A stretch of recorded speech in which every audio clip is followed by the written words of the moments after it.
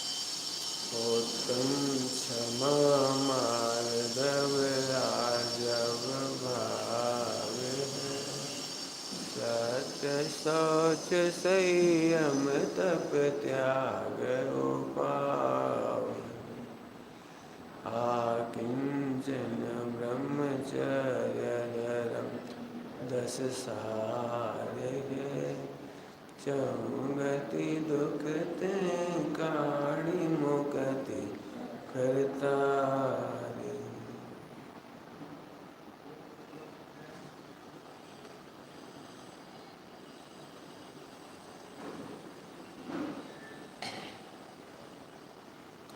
आज 10 लक्षण महापर्व का मांगलिक अवसर है। 10 लक्षण पर्व, पर्व का मतलब होता है जोड़ना। जो हमें 10 लक्षण से जोड़ दे उसका नाम पर्व है।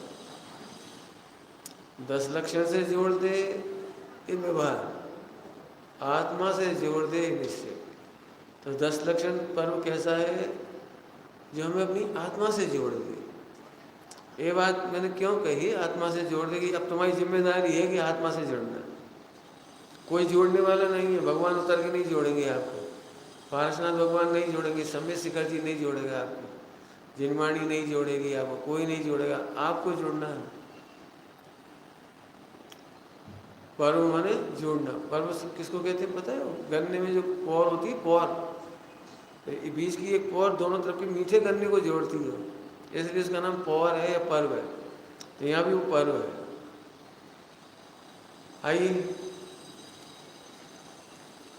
ब्रह्मचारी रविंद्र कुमार जी साहब की सुंदर रचना है, उसके माध्यम से अपन 10 धर्मों की चर्चा करेंगे। यदि मैं एक एक धर्म की चर्चा करूँगा तो ग्रंथों में इतना माल है, इतना माल है कि कम से कम 10-10 दिन, 20-20 दिन एक एक पर्व पर चलना चाहिए। तो आपको हम बहुत विस्तार से समझा सकते हैं क्रोध क्या है, क्षमा क्या है, आदि आदि। क्षमा क्यों करें, क्रोध क्यों ना करें, क्रोध कैसे नहीं करें। मैं रुक गया थोड़ा सा बोलते बोलते। सारी दुनिया कहती है क्रोध नहीं करो, सारी दुनिया कहती हो, मुसलमान भी कहते गुस्सा मत करो, ईसाई भी कहते गुस्सा मत करो, सारी दुनिया कहती है क्रोध मत करो। जैन दर्शन का एक बड़ा उपकार है, उसने कहा कि क्रोध मत करो, ये नहीं, क्रोध कैसे नहीं करो। ये कोई नहीं बताता क्रोध कैसे नहीं करे। सारा विश्व परेशान है क्रोध से, लेकिन हम बताएंगे मैंने जैन शासन बताता है क्रोध किस्तों में जाता है। किस्तों में समझ गए? अनंतानुबंधी क्रोध, अप्रत्याख्यान क्रोध, प्रत्याख्यान क्रोध, सजनन क्रोध। और वे लोग तो एकदम गलत है जो एकदम फुल स्टॉप करना चाह रहे हैं। ये तो ऐसी बात हो गई कि हवाई जहाज को पट्टी पे उतारा, हवाई पट्टी पर, और 1 सेकंड में रोक देना चाहो, 1 सेकंड, तो क्या होगा? तो तुम ही समझ लो क्या होगा। स्पीड कम की जा सकती है, घटते घटते घटते रुकती है। ऐसे ही चारित्र जो है ना, चारित्र, श्रद्धा एकदम होती है और चारित्र धीरे धीरे होता है। कुछ कहा मैंने, ध्यान रखना है, ये पॉइंट ध्यान रखना। चारित्र धीरे धीरे होता है। काम वासना 1 सेकंड में नहीं रुक जाएगी, पहले घटेगी फिर मिटेगी। क्रोध 1 मिनट में नहीं मिटेगा, पहले घटेगा। पहले घटाने का उपाय सोचो, मिटाने का नहीं। जल्दी कह गए हम। क्रोध मिटाने लायक है, ऐसा लगने का नाम है अनंतानुबंधी क्रोध चला गया। लोग इतना सरल है अनंतानुबंधी क्रोध का जाना। मिटाने लायक लगता है पर सही होता नहीं, ईमानदारी से। आपको अपना क्रोध अच्छा लगता है कि बुरा लगता है? अच्छा लगना ये अनंतानुबंधी है।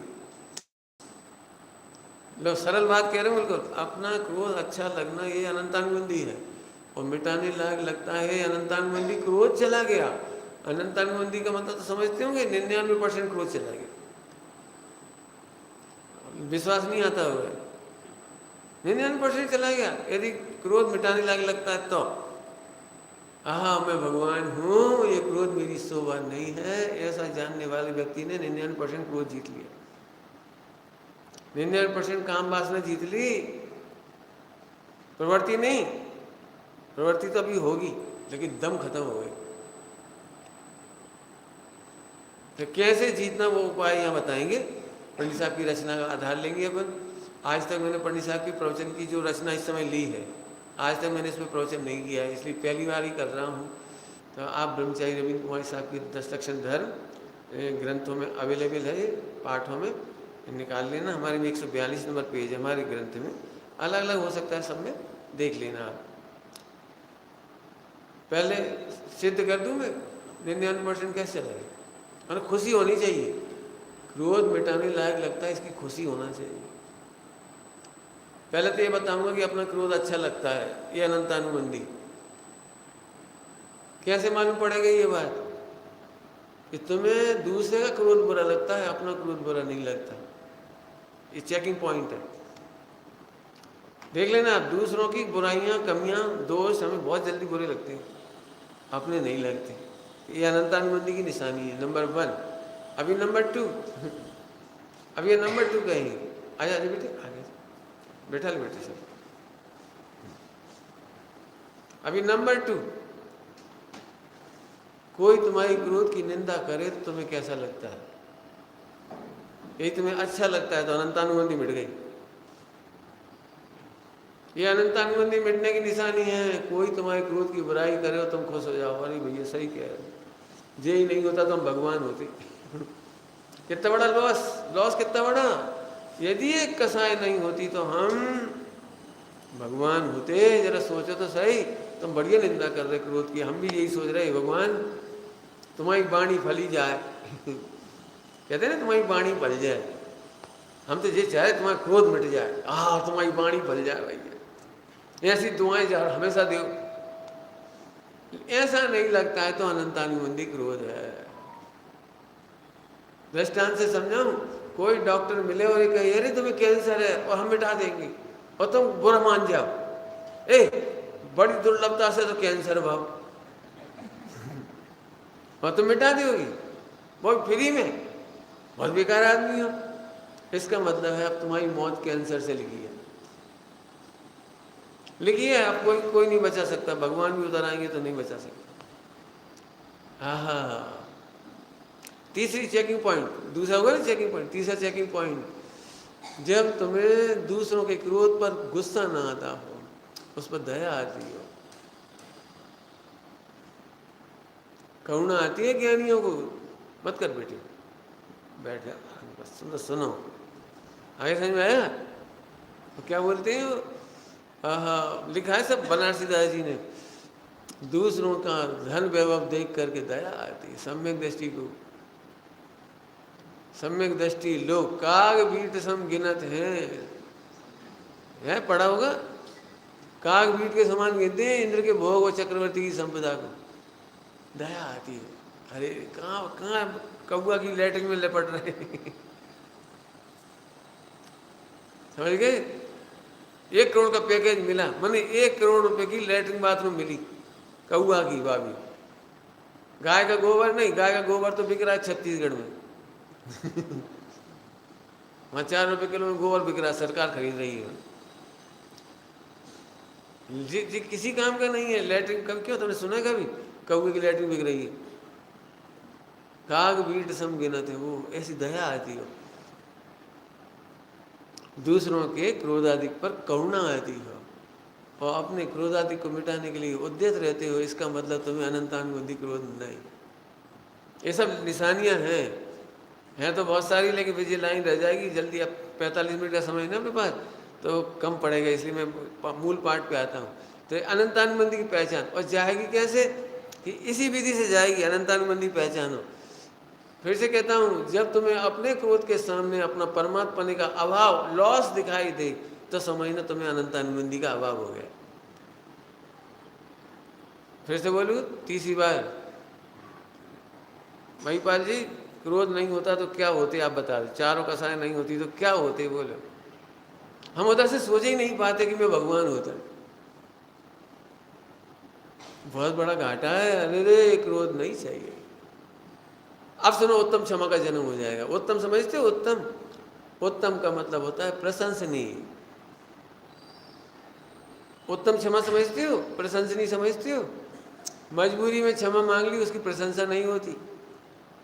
मांगो क्षमा, मांगो क्षमा, मांगो माफ कर दो, प्रशंसा नहीं होती। सुनो, किसी ने कहा भी नहीं कि क्षमा मांगो, उसे अपना क्रोध खुद ही अच्छा नहीं लगा और आके बोला भैया तुम्हारा चित्त दुखा हुआ, तुम भी तो भगवान आत्मा हो, तुम्हारा चित्त दुखा हुआ, हमें क्षमा करना भाई। हमारा निकल गया थोड़ा सा विवेक, थोड़ा सा क्रोध, ये मोह हमारा बहुत खराब है। तुम्हें बुरा लगे इसमें अचंभा नहीं, हमें भी बुरा लग रहा है। उत्तम क्षमा है, प्रशंसनीय है। पांचवा तुम्हारे क्रोध को, अनंतानुबंधी क्रोध नापने का चेकिंग पॉइंट। पांचवा, जब तुम्हें अपना क्रोध उत्पन्न हुआ, क्रोध उत्पन्न हुआ, तो क्षमा मांगने का भाव तत्काल आ गया। आ गया। क्यों क्यों आ गया क्षमा मांगने का भाव? क्योंकि इस क्रोध से मेरी तो हानि हुई है, इनकी भी होगी। अब इसे क्रम क्रम से मिटाऊंगा। फुल स्टॉप नहीं कर रहा है। अनंतानुबंधी को पहचान क्या होगी? अभाव की। अनंतानुबंधी अभाव की पहचान ये होगी कि मैं क्रम क्रम से मिटाऊंगा इसे। क्रम क्रम समझ गए? अनंतानुबंधी जाएगी अभी, उसकी प्रसन्नता भी है। आहा, आत्मा को जानने के बाद, ध्यान से सुनना, आत्मा को जानने के बाद एक निशानी है, अब क्रोध अच्छा नहीं लगता, हो भी जाए तो क्षमा मांग लेता है। इसका नाम अनंतानुबंधी नहीं है। बहुत खुशी मनाओ इसकी कि मेरे अनंतानुबंधी नहीं। अज्ञानी लोग क्रोध को भूल करके अनंतानुबंधी का अभाव मान लेते हैं। उन्होंने सुन रखा है 6 महीने तक क्रोध चलता है तो अनंतानुबंधी है। सुन रखा है ना 6 महीने चलेगा तो अनंतानुबंधी। तो लोग जल्दी से, नहीं हम तो भूल गए भैया, हम तो भूल गए, हम तो भैया गुस्सा आई थी, हम कह के भूल गए, हम नहीं बोल रहे, हम नहीं बोल रहे। अरे सुनो, 6 महीने तक बोलने का भाव नहीं आना अनंतानुबंधी। भूलना नहीं है, ध्यान रखना। भुला देना अनंतानुबंधी है। अपने क्रोध को भुला देना अनंतानुबंधी है, और अपने क्रोध से शिक्षा ले लेना अनंतानुबंधी का अभाव है। नहीं भैया, हम कैसे कैसे नहीं बोलेंगे भैया, हमें तो भगवान आत्मा दिख रहा है, हम तो अपनी गलती सुधार लेंगे, ये नहीं सुधारेगा तो भट्टी में चला जाएगा, निगोज चला जाएगा, नरक चला जाएगा। नहीं नहीं भैया, करुणा आती है। मजबूरी में नहीं मांग रहे क्षमा, और आज क्षमा वाणी का दिन है इसलिए नहीं मांगता। ध्यान रखना, ये जो उत्तम क्षमा पर्व है ना, उत्तम क्षमा मांगने का दिन नहीं है आज, ये उत्तम क्षमा को समझने का दिन है। जैनियों के उत्तम क्षमा का जीवन सदा होता है। मैंने अभी कौन सा वर्णन किया था? अनंतानुबंधी का अभाव। तो आज ही थोड़ी करना है अनंतानुबंधी का अभाव। ऐसा जीवन 24 घंटे रहता है, इसका नाम जैनी का जीवन। जल्दी बोल गए, क्या कहा? जैनी का जीवन कैसा? अपना क्रोध अच्छा नहीं लगता। अजय अभी चरणानियों की मुख्यता से कहा, कर्णानियों की मुख्यता से। अब द्रव्यानियों की मुख्यता से सुनो। द्रव्यानियों की मुख्यता से अनंतानुबंधी क्रोध। हाँ, ये मेरा क्रोध है, यही अनंतानुबंधी है। क्या कहा? ये मेरा क्रोध है, ये मेरा विकार है। अच्छा बुरा तो बात की बात है। समझ में आया बेटे? तुम लोग पीछे से बेंच को आगे ले लो, पीछे वाले गैप है ना, इधर आ जाओ बेटे सब लोग, एक लाइन पूरी आ जाएगी सामने। आ जाओ बेटे सारे लोग, उठो बेटे, उठ के जाओ सामने।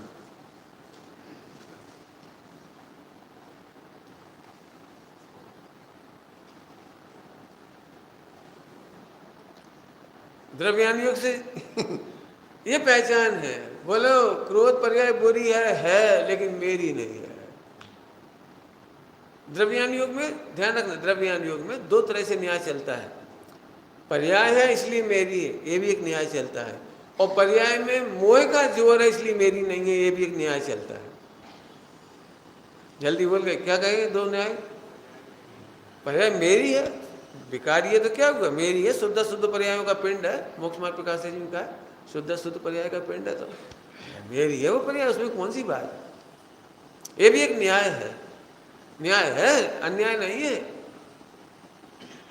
आचार्यों ने तो इसको निश्चय नहीं से आत्मा का कहा है, विकार को निश्चय नहीं से कहा है। कोई दिक्कत नहीं, डरने की जरूरत नहीं, अशुद्ध निश्चय नहीं। लेकिन हमें तो दूसरी बात कहना है, वो विकारी पर्याय स्वाभाविक पर्याय नहीं है इसलिए मेरी नहीं है। उस विकार में पर का लक्ष्य है, कर्म का उदय है, निमित्त नैमित्तिक संबंध पाया जा रहा है, इसलिए मेरी नहीं है। ये सम्यक दर्शन करने का उपाय, यानी अनंतानुबंधी मिटाने का उपाय। अर्थात क्रोधादि को जानने के बाद ये मेरा नहीं है, इस पे मेहनत करो। अब साहब आप ये बताओ, ये क्रोधादि पर्याय को अपनी नहीं मानेंगे तो स्वच्छंद नहीं हो जाएंगे कि नहीं होंगे? जब हम आंख खोलते हैं तो वाणी में कहते हैं ये क्रोध मेरा है, लेकिन जब अंतर्मुख होते हैं, दृष्टि बंद होती है, आंख अंतर्मुख होती है, तब क्रोध मुझे बाहर बाहर दिखाई देता, मेरे में क्रोध दिखाई नहीं देता। ये सम्यक दर्शन। क्रोध का करता नहीं, कारयिता नहीं, अनुमंता नहीं, प्रतिक्रमण अधिकार गाथा नियम 60 जी। मैं क्रोध का करता, कारयिता, अनुमंता ही नहीं। गाथा है वहां बढ़िया जोरदार, प्रतिक्रमण अधिकार में। प्रतिक्रमण की उस गाथा को आचार्य देव ने टीका में रत्न गाथा कही है, रत्न गाथा। पंच रत्न गाथा कहलाती हो। रत्न समझते हो?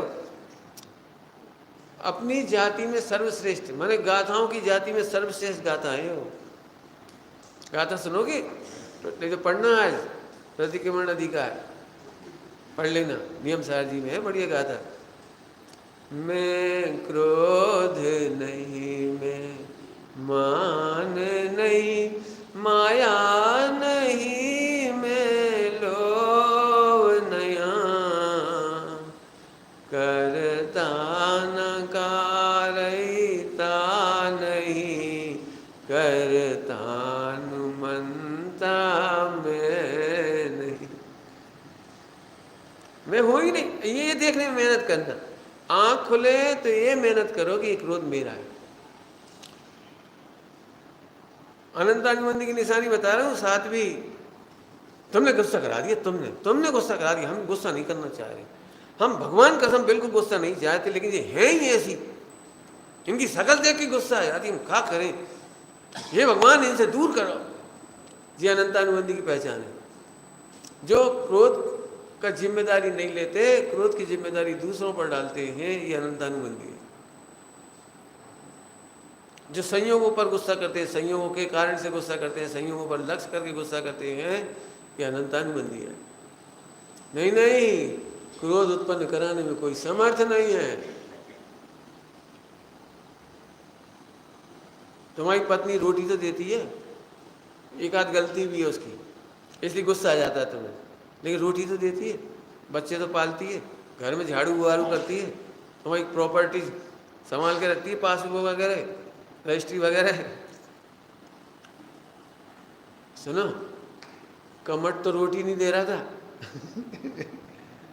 कमठ तो कोई अनुकूलता नहीं दे रहा था उन्हें, तो भी पार्श्वनाथ भगवान को गुस्सा नहीं आया। क्या तुम्हारी पत्नी कमठ से भी ज्यादा खराब है? उल्टा कर लेना, क्या तुम्हारा पति कमठ से भी खराब है? हाँ हाँ, ऐसा तो कोई नहीं। तुम जबरन अपने क्रोध को, जिम्मेदारी आपको लेनी चाहिए चरणान योग में। आपकी क्रोध की जिम्मेदारी आपकी है। कर्णान योग में इस क्रोध का कर्ता तुम हो। कर्णान योग में जिम्मेदारी लेना सीखो आप, ये व्यवहार न है। परमार्थ क्या है? हाँ बोलो फिर से, ये क्रोध मेरा है, यही अनंतानुबंधी है। थोड़ा और आगे बोल रहा हूँ, ये क्रोध मुझे मिटाना है, ये अनंतानुबंधी है। अरे रे, मिटाना काहे हुए? जब मैंने किया ही नहीं तो मिटाना काहे हुए? इस निश्चिंता का नाम अनंतानुबंधी का भाव है। क्या कह रहे हैं? तो सब क्रोध मिटाने की चिंता नहीं करें। हाँ, चिंता चरणान योग में कही जाती है। चिंता मिथ्यात्व है। क्या कहे? क्रोध मिटाने की चिंता होती है, ये चारित्र मोह है। और क्रोध मिटाने की चिंता करना चाहिए, ये मिथ्यात्व है। अब आप अपने मन से कह देते हो कुछ तो अभी नहीं। मोक्ष अधिकार पढ़ो, मोक्ष अधिकार में लिखा है, चिंता करे से नहीं छूटे। पढ़ लेना मोक्ष अधिकार समय सार जी का। चिंता करे से नहीं छूटे। कर्मों की भी चिंता नहीं करना, प्रकृति बंद, प्रदेश बंद, स्थिति बंद, अनुवाद, इनकी चिंता नहीं करना, इनके उदय की भी चिंता नहीं करना। सब 70 कोड़ी का उदय हुआ तो अरे आत्मा में उदय नहीं, ऐसे देख, चिंता नहीं करना है, चिंता नहीं करना। मतलब जी अनंतानुबंधी का अभाव करने की विधि बता दी आपको। क्रोध मेरा नहीं, मुझ में होता ही नहीं। क्रोध का रिजल्ट भी हम में आता नहीं, तरकारी धुन में नहीं आता, इसलिए क्रोध की चिंता नहीं। क्रोध हमें अपने में दिखाई देता नहीं, मैं ध्रुव ध्रुव ध्रुव ध्रुव दिखाई देता है। शाबाश, बिल्कुल अंतिम चोट सही मार दी आपने। अब अनंतानुबंधी गया, अब तो लड्डू बांटो, बस खुशियां मनाओ। उत्तम समा पर्व की जय। हो गया, हमारा काम हो गया। बस प्रैक्टिकल काम बता दिया उनको, प्रैक्टिकल चारों नियोग से। सब क्रोध फिर अपने आप मिट जाएगा। बताऊं, चिंता से ही तो क्रोध उत्पन्न होता है, और चिंता नहीं तो क्रोध मिट गया। क्या बोला मैंने? दो तरह की माँ होती है, दो तरह की। बच्चा स्कूल रोज जाता है और रोज आता है, लेकिन एक माँ ऐसी होती है, घड़ी देखती रहती, 4:30 बजे आते ही होगा आधा घंटा में, अब तो 15 मिनट में आ रहा होगा। नहीं 5 बज गए अभी तक नहीं आया, अरे अरे 5 बज के 5 मिनट हो गए अभी भी नहीं आया, अरे 5 बज के 10 मिनट हो गए अभी भी नहीं आया। अब गुस्सा होने लगी, आजकल के टैक्सी वाले खराब हैं, सड़क वाले खराब हैं, बस वाले खराब हैं, स्कूल वाले खराब हैं। अब चिल्ला चोट करने लगे। आन तो हम आज ना हड्डी टूट तो हम एक घंटा बाद तो मर ही नागा हुआ एक्सीडेंट में, कहा पता कोई हॉस्पिटल ले जाओगे नहीं। बताना भैया, इस दुख का कारण कौन था? इस क्रोध का कारण कौन था? दूसरी माँ है, बच्चा है, स्कूल गया है, आ जाएगा, कभी होमवर्क होता है, कभी फला हो जाता है, कभी टीचर दंड दे देता है, देर से आता है, कभी गाड़ी स्लो आती है, भीड़ है, खेलते हैं बच्चे। निश्चय बच्चा आया, लेट आया, 1 घंटा लेट आया, बेटा जल्दी करो, रात हो रही, रोटी खाओ पहले, बाद में बात करेंगे, रोटी खाओ, चल जल्दी हाथ पैर धो गया, रोटी खाओ। एक अम्मा खूब चिल्लाई, हम हड्डी पसली तोड़े, 1000 बार कह रही 5 बजे घर आ जाओ, करो, बिल्कुल नहीं यार, तुम सुनते नहीं, रोटी पर सज जा रही।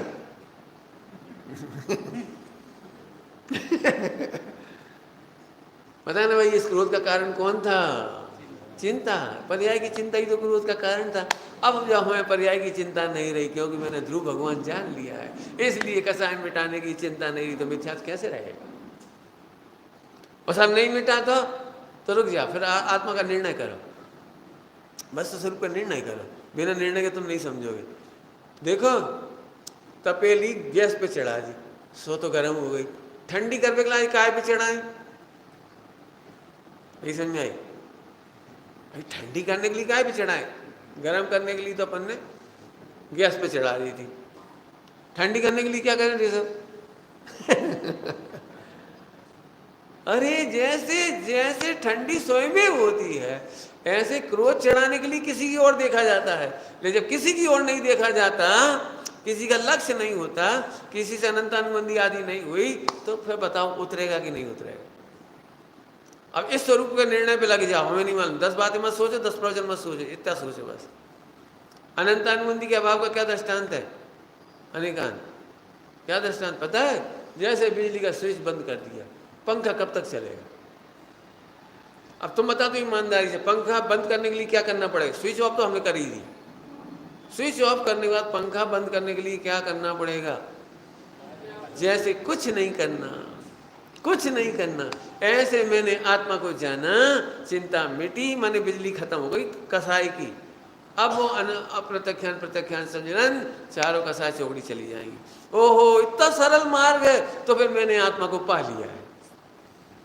प्रवचन सार जी में अमृतचंद स्वामी कहते हैं, यदि ऐसा है तो मैंने आत्मा का अनुभव की विधि खूब पा ली है, मुझे आत्मा मिल गया, अब मुझे कोई चिंता नहीं।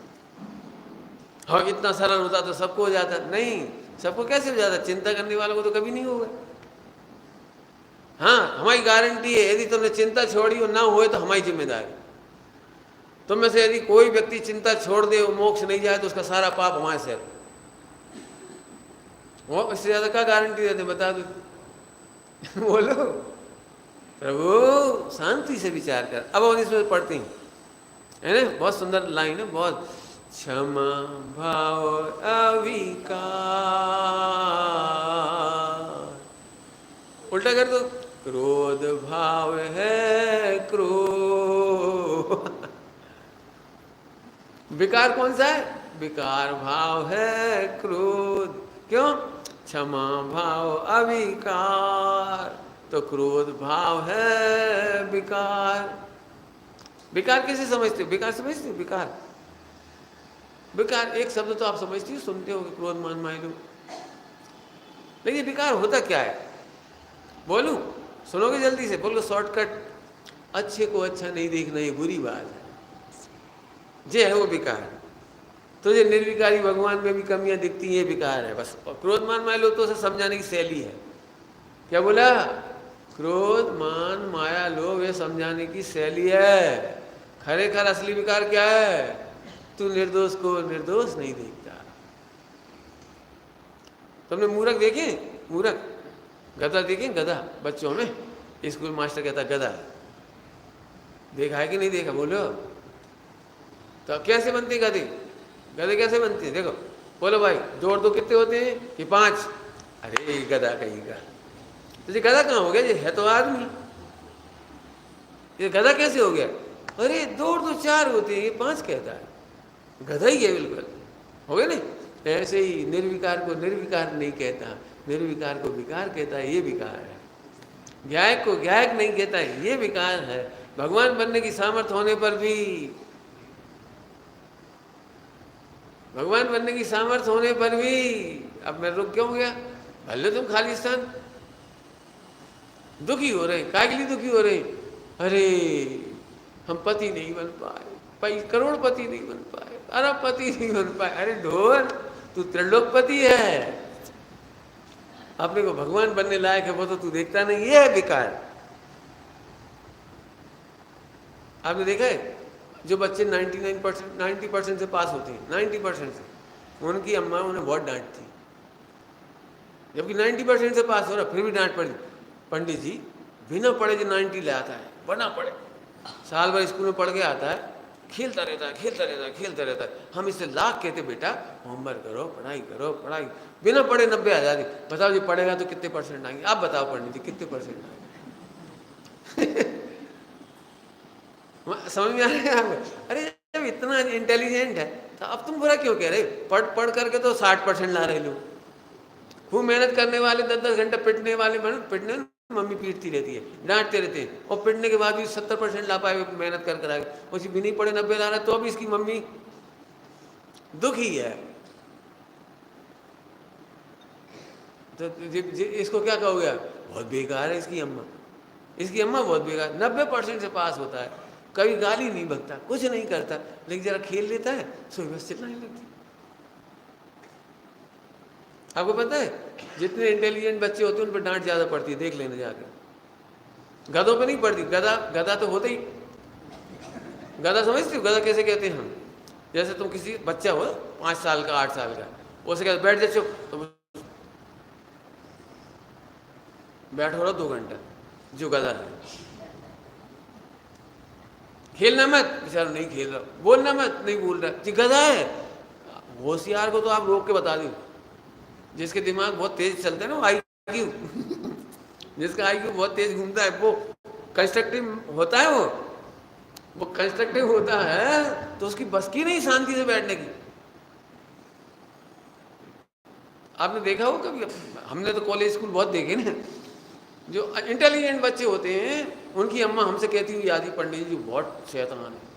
मैं शैतान है तो हमें दे दो ना, भगवान बने तो कह दी,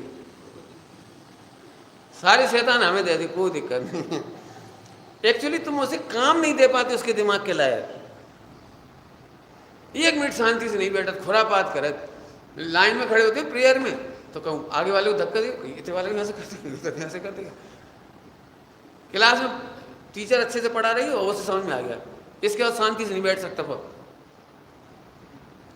उधर इशारा करने खेलने लगा, कोई मारने लगा, कुछ तो भी करने लगा, उसे तो समझ में आ गया। अब बताओ जी काय के लक्षण है? इंटेलिजेंसी के, गधा बने की नहीं। गधा तो वो है डब्बू जैसे बैठ गए, तुमने बोर्ड पे लिख दो, हमने लिख लो, घर जाके होमवर्क कर लिया है, मास्टरनी ने जांच दो, बहुत बढ़िया बेटा, का बढ़ गया, फेल होंगे जी। नकल मारने में का क्या अकल है? अब हम गधे की परिभाषा पढ़ाने नहीं बैठे हम तो कह रहे अरे जिस निर्विकार को निर्विकार नहीं देखते ये अनंतानुबंधी है, यह है तुम्हारी कसा है, बहुत गंदी बात है। भगवान बनने के लायक हो और तुम भगवान बनने लायक, अपनी आत्मा पे विश्वास नहीं है, यह है मिथ्या दर्शन। पंडित स्वामी जी की मैंने उसे जीवन चरित्र में गाया था, भगवान होने का सहज विश्वास जग गया, भगवान बनने का विश्वास जग गया, इसका नाम सम्यक दर्शन है।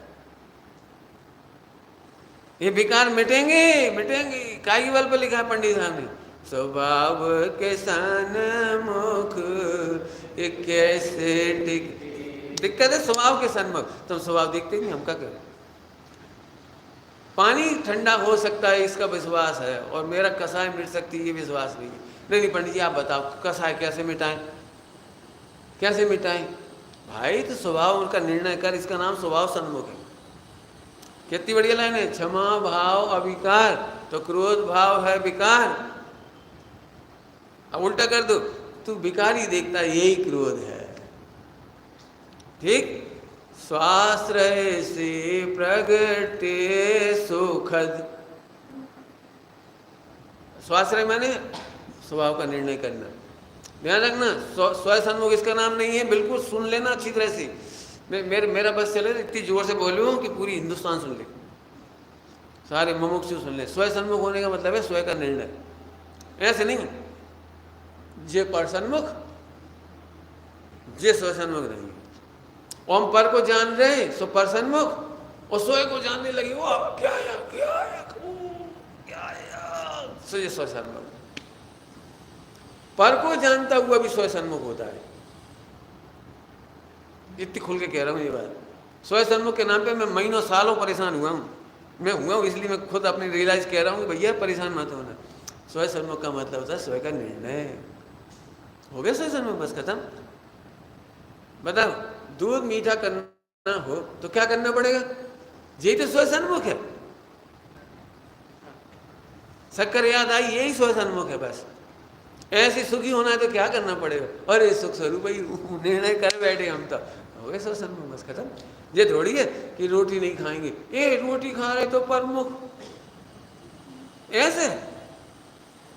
आपको पता है स्व सन्मुखता के बिना संबंध रचना नहीं होती, ये लाइन पढ़ी होगी ग्रंथों में।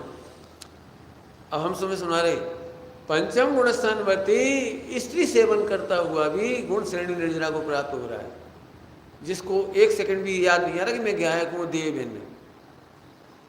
सोचो, बहनें इसी साइड बैठे हैं ना, पुरुष वर्ग में नहीं बैठे सामने, पीछे जो बहनें बैठ गई हैं, सुन रहे हो, बता दो भैया इनको, उधर चेयर दे दो, ठीक है, पुरुष वर्ग में मत बैठो, चेयर नहीं हो तो वहाँ चेयर ले लो, यही चेयर ले जाओ आप, कोई दिक्कत। क्या बोला हम, समझ में आया कुछ जल्दी से, क्या कहा? पंचम गुण स्थानवर्ती, याद भी नहीं करता मैं गायक हूँ, और नकली सम्यक दृष्टि ऐसे होना चाहिए। थवा योग थाय छे, रोटी जनाए छे, है देह मिला के रोटी जनाए छे, एक ये है। ये तो ऐसी बात हो गई जैसे छोटे छोटे बच्चे नहीं होते, छोटे छोटे बच्चे प्राइमरी में, उनको रटाना पड़ता है, उनको रटाते हैं, मैं जीव हूं, मैं जीव जीव जीव शरीर अजीब अजीब अजीब, मेरे में ज्ञान है ज्ञान है ज्ञान है, मैं ज्ञान से जानता हूँ जानता हूँ, ऐसे जैसे प्राइमरी वाला कर रहे हैं ऐसे तुम करने लगे बैठ। मैं बहुत स्पष्ट करूँ, ढोंग मत करो, निर्णय करो, ढोंग करने में तुम परेशान हो जाओगे, भयंकर डिप्रेशन होगा, भयंकर। निर्णय करो ना, जैसे दूध मीठा करने के लिए शक्कर याद आती है, श्वसन मुक्त है, ऐसे सुखी होने के नाम पर मुझे स्त्री पुत्र आदि की याद नहीं आती। ओ ये तो काम हो गया, तो साहब स्त्री पुत्र तो है, वो कसाय का गेम है, हमारा गेम नहीं है, वो गुणस्थान प्रमाण होता है, हमारे प्रमाण नहीं होता। आत्मादि टेस्ट में बहुत साल हो गए, तो 12-13 साल पहले मैंने वो 23 नंबर की गाथा ली थी ना, उस प्रोफेसर साहब जी, आत्मा ज्ञान प्रमाण, उस समय बहुत मजा आया था, वो मैंने उसी दिन चल गई वो तो उस दिन। तो आत्मा ज्ञान प्रमाण है, गुणस्थान प्रमाण नहीं है गुणस्थान कसाय प्रमाण है, क्या गुणस्थान तो कसाय के प्रभाव अभाव और सद्भाव से होते, अभाव सद्भाव से होते, इसलिए कसाय प्रमाण है वो। आत्मज्ञान प्रमाण है, मैं आत्मा हूँ, हमें गुणस्थान की दरकार नहीं है, क्योंकि गुणस्थान होने के लिए तो कसाय रहना जरूरी है या मिटना जरूरी है। क्यों सिद्धालय में कौन सा गुणस्थान है, क्यों नहीं है? ये बताने के लिए कि आत्मा गुणस्थान प्रमाण नहीं है, आत्मा कसाय प्रमाण नहीं है, आत्मा ज्ञान प्रमाण। आनंद करेंगे हम, आनंद करेंगे, जी है आनंद। स्वाश्रय से प्रगटे सुखद क्षमा भाव अभिकार, और ये प्रकट होता है स्वाश्रय से। और कैसा, तो उसकी एक विशेषता सुखद, सुखद समझते हो, अनंत सुख देने वाला, सुखद समझते हो, अनंत सुख देने वाला। सुख द माने धात बोले तो मैं प्रत्यय लगती, ये प्रत्यय है द। सुखद दुखद, बहुत दुखद घटना है, मैंने दुख देने वाली घटना है, सुन नहीं पाओगे आप, दुखद घटना है। सुखद मैंने सुख देने वाली है, अनंत सुख देने वाली है। अब वापस चलो, ओहो अभिकारी देखना, आत्मा को अभिकारी देखना, अनंत सुख देने वाला है, इसलिए इसका नाम उत्तम क्षमा है। मर्म, मर्म है, पंडित साहब ने क्या लिखा है इसके लिए, 10 लक्षण धर्म का मर्म। अब कम समय में तो मर्म ही बता सकते हैं, तब मर्म बता दिया आपको। आनंद अपरंपार, आनंद सुखद था ना, सुखद ये आनंद हो गया, आनंद अपरंपार, कितना सुख देने वाला है आनंद। अब देखो एक ही शब्द की व्याख्या करूंगा तो मुझे 4 घंटा चाहिए फिर तो, हम जितने समय 45 मिनट है उसमें अपने अर्थ कर दिया। आप विद्वान हैं सब लोग, यहाँ कोई ऐसा नहीं है जो बिल्कुल ही अनपढ़ है, जीरो छाप तो कोई है ही नहीं, सब पढ़े लिखे, इसलिए आप अर्थ कर लेना। आनंद अपरंपार, और फिर क्या लिखा है आगे, आनंद अपरंपार शत्रु न दिखे जगत में। कल का प्रवचन सुन लेना इसके लिए, तो शत्रु मित्र की कोई दिखता ही नहीं, हम क्या करें।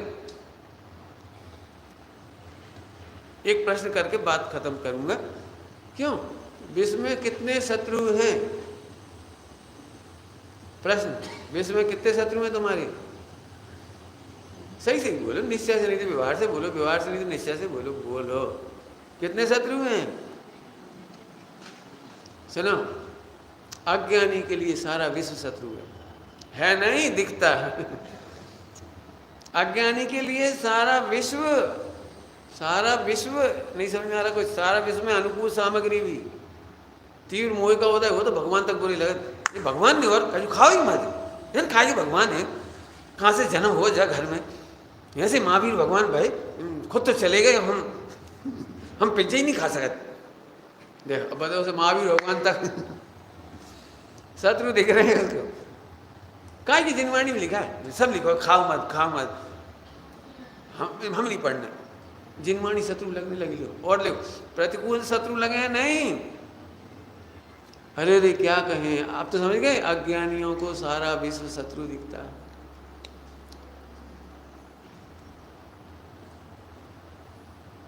एक लक्षणा शैली होती, लक्षणा शैली, लक्षणा शैली कर्णानियोग में लक्षणा शैली क्या, अरे मिथ्या तो तेरा शत्रु है। ये द्रव्यान योग में मिथ्या तेरा शत्रु है, कर्णानि योग में कर्म तेरे शत्रु हैं। लेकिन द्रव्यान योग से पूछो, द्रव्यान योग से, जब मैंने शुद्ध आत्मा देखा, सुरक्षित आत्मा देखा, अप्रभावी आत्मा देखा, किसी का प्रभाव पड़ा ही नहीं और किसी ने कुछ बिगाड़ा ही नहीं, शत्रु न दिखे। हमें शत्रु अब कोई न कर्म शत्रु दिख रहे न मिथ्या शत्रु दिख रहा। मिथ्या कितना बड़ा शत्रु है बताऊं, अन्ना जी पढ़ा देते, मिथ्या सबसे कमजोर शत्रु का नाम है। सबसे पहला मरद पढ़ाने की शैली है। योग सबसे मजबूत शत्रु है, योग का किला सबसे आखिरी में ढहता है, 14 साल में जाके ढहेगा, अभी नहीं ढहेगा। मिथ्या सबसे कमजोर शत्रु का नाम है। एक सेकंड में चित्त होता है, चित्त समझिए, एक से 70 कोड़ी ऐसे मर जाता है। ऐसे कैसे, यही तो हम सिखा रहे। जैसे बिजली का बल्ब जलते ही कोटि पूर्वों का अंधकार, हाल का अंधकार एक समय में दूर होता है, ऐसे ही शुद्धात्मा हूँ ऐसा निर्णय करते ही 70 कोड़ी ध्वस्त हो जाती है। शत्रु न दिखे जगत में। जो आत्मा को नहीं जानते उन्हें मिथ्या शत्रु दिखता है। हम एक बात कह रहे, जो आत्मा को नहीं जानते उन्हें मिथ्या मित्र भी दिख जाए तो क्या फायदा, शत्रु दिख गया तो क्या और मित्र दिख गया तो क्या। ओह धन्य है शुद्ध आत्मा, ऐसा शुद्ध आत्मा में विचार करना। ओम नमः शिवाय। अभी पूज्य गुरुदेव श्री की सीढ़ी चलेगी और मेरे ख्याल से तो आप सब तृप्त होके हैं, पूजा पाठ से तृप्त हो गए हैं, अभी नाश्ता से भी तृप्त हो गए होंगे। वैसे तो 10 लक्षण पर्व है, नाश्ता की कोई ज़रूरत नहीं होती, लेकिन फिर भी आपने जो जो जैसे किया हो, पूज्य गुरुदेव श्री की सीढ़ी का लाभ सब 1 घंटा लेंगे। सभी शांति से बैठें। आज के इस पावन दिवस पर अगर मैंने जो बात उनका जी का प्रवचन हुआ, उसी विषय पर पूज्य गुरुदेव श्री